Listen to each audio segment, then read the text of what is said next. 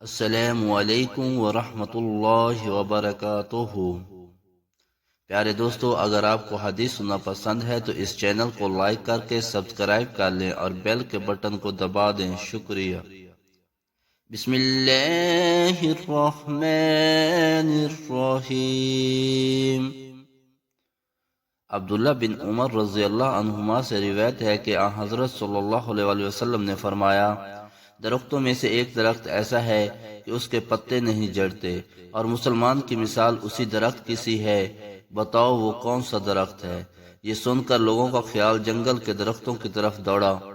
عبداللہ رضی اللہ عنہ نے کہا، میرے دل میں آیا کہ وہ کھجور کا درخت ہے، مگر میں اپنی کم سنی کی شرم سے نہ بولا۔ آخر صحابہ نے حضرت صلی اللہ علیہ وآلہ وسلم ہی سے پوچھا کہ وہ کون سا درخت ہے؟ آپ نے فرمایا، وہ کھجور کا درخت ہے۔ حدیث نمبر 61، صحیح بخاری۔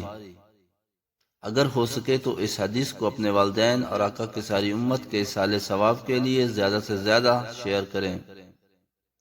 جزاک اللہ خیرہ۔